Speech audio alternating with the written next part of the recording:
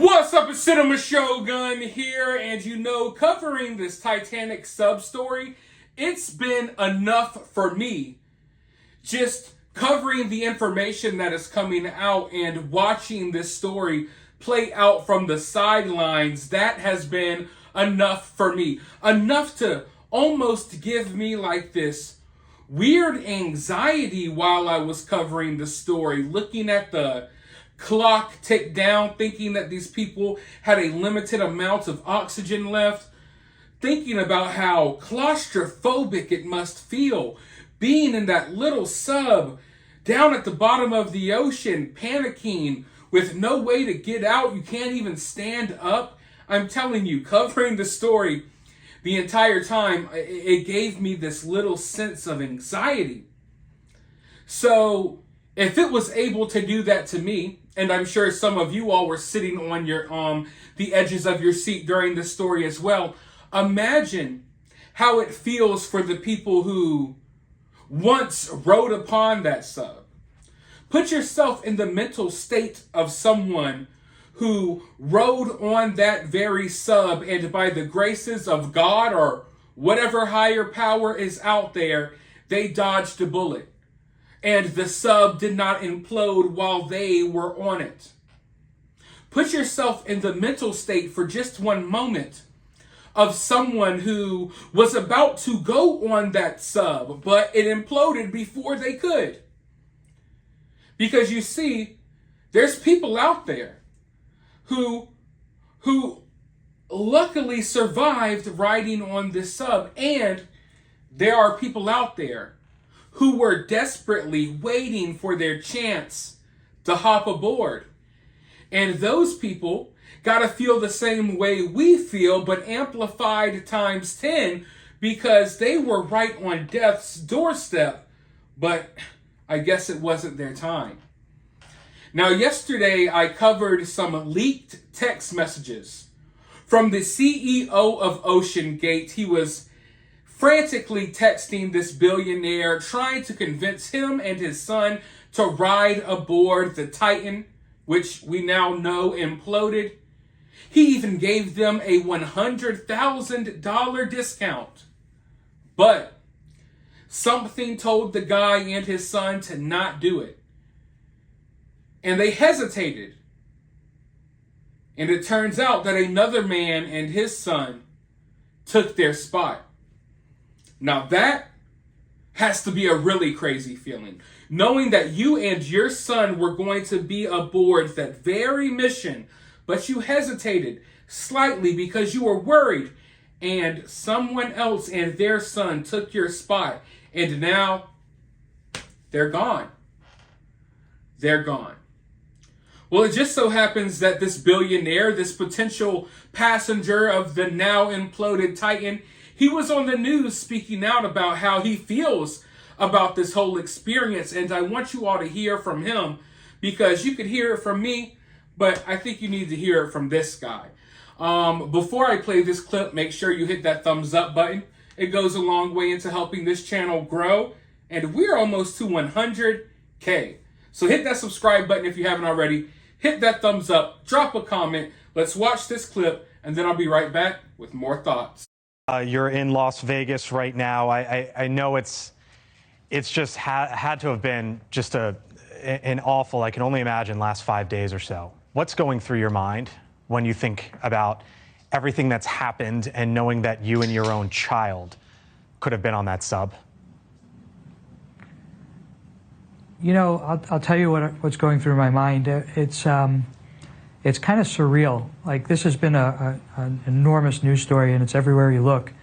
And every time I see a picture of the people that lost their lives on this tragic event, I look at that picture of the father and son who replaced my son and myself, and think just how easily, but for the grace of God, that could have been our picture on the news. So it's really sobering.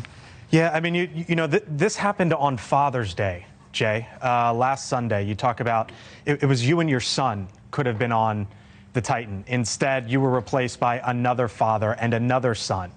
How much have you had to wrestle with that over the last week? It's, yeah, it gives you a lot to think about. the fact that there's another father and son that took my son's spot and my spot is very, very disturbing. And I can't get away from it because every news station I turn on, or even social media news, and it's everywhere. And I see pictures of this father and son and think how easily that could have been my son and myself. You know, you shared some of the text messages, Jay, between yourself and Stockton Rush. And it seems like there was a bit of a courtship going on, him asking you continually, or at least over the course of several months, whether or not you wanted to go on that sub. Looking back, with everything that you knew then and experienced then and everything that we've seen and know now, I'm wondering what the red flags are now that you can sit back with the time that you've had and everything that you know. Were there any red flags, and what might they have been? So, yes, there were definitely red flags that surfaced. You know, when Stockton first approached me with the idea, it sounded very, very sexy and very exciting, and you know, a real bucket list kind of item. My son was a big Titanic aficionado. My son is a big fan of the Titanic, so I thought it'd be great for us to do something together. And you just, the allure of the proposition was just so compelling that you just kind of take for granted that everything has been reviewed and checked out. And my son talked to his friend, and the two of them came back and voiced some concerns. They were concerned about the vessel. They were concerned about the marine life that we're going to encounter. They were concerned about some of the materials that were used in the construction of the hull. They were concerned about a consumer-grade game system controller being used for this commercial application. And they voiced their concerns. I relayed the concerns to Stockton, and as I learned more, I grew more concerned myself. Stockton, what were those concerns? Text messages. Yeah, what were those concerns as you learned more, Jay? Well, things like the concerns that arose were things like consumer-grade equipment and off-the-shelf stuff from the Garden Center and Home Depot being used for commercial application, and not just a commercial application, but a commercial application in one of the harshest environments on the planet. You know, it was very concerning. And then the more I learned, I found out you can't open the sub hatch from the inside. It's bolted on by 18 bolts on the outside. So even if there was an emergency and you're surfaced, you can still suffocate inside the sub on the surface. There was a lot going on. And the major red flag for my son was when Stockton came to see me in Las Vegas in March. He flew out and he said he was coming into North Las Vegas. And we thought that was strange. I asked him why not McCarran or Henderson Executive, because North Las Vegas is a strange place to fly into. And he said he was flying in a two-seater experimental plane that he built. And so he was coming to Las Vegas on an experimental plane that he built to take me on an experimental sub that he built down to the Titanic at the bottom of the Atlantic Ocean. So that was a red flag for us as well. You know, you mentioned your son, that he was a fan of the Titanic, but he did have some reservations about it, and you relayed some of this to Stockton Rush in the text messages. In a way, Jay, is your son your lifesaver? Yeah. So my son initially did raise the concerns, and it got me thinking, and you know, and I posed the questions that my son raised and his friend raised to Stockton, and Stockton was very dismissive about it. So, you know, the more we probed, the more concerns we raised. So, yeah, in that sense, I think my son probably saved both of our lives in doing what he did. You know, if I was this dude, I would go outside, drop on my hands and knees, and kiss the ground and be thankful that I was still here. I know that he was kind of hesitant to say it, but yeah, his son saved their lives. This dude was about to go through with it, and the son was like, wait, well, what about giant squids? What about this? What about that? What about the video game controller? The son is who stopped the father from ultimately going on this trip. So if it was not for the son, And, the things that he was worrying about, they would have been the two on that sub when it imploded, instead of the businessman from Pakistan and his son.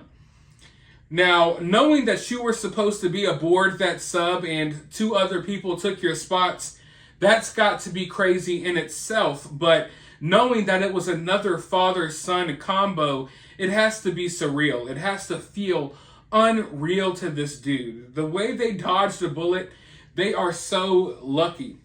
Extremely lucky. But, this is the first time I heard about Stockton Rush having an experimental plane, and it kind of shows you his attitude. He was a risk taker.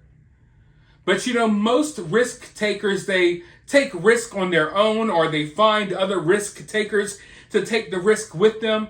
This guy was trying to drag any and everyone, along with him and his experiments.